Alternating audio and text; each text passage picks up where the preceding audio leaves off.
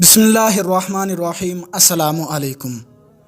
नबी करीम सल्लल्लाहु ताला अलैहि व आलिहि वसल्लम ने फरमाया, अल्लाह तबारक व ताला ने माँ के रहम के लिए एक फ़रिश्ता मुकर्रर कर दिया है।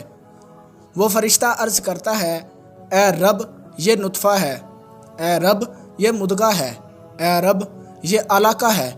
फिर जब अल्लाह तबारक व ताला उसे पैदा करने का इरादा करता है तो फ़रिश्ता पूछता है, ए रब ये मर्द है या ए रब ये औरत है, ए रब ये बद है या नेक है, इसकी रोज़ी क्या है और मुद्दत ज़िंदगी कितनी है।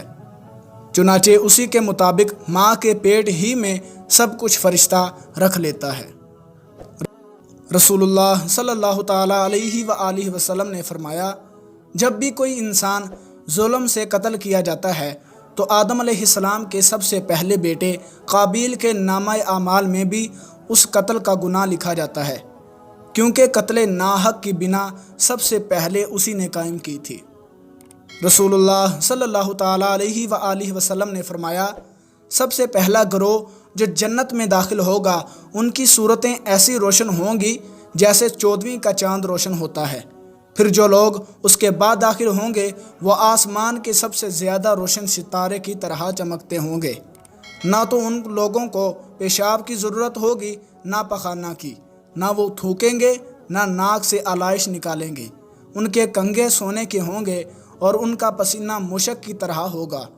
उनकी अंगीठियों में खुशबूदार ऊद जलता होगा, ये निहायत पाकीज़ा खुशबूदार ऊद होगा।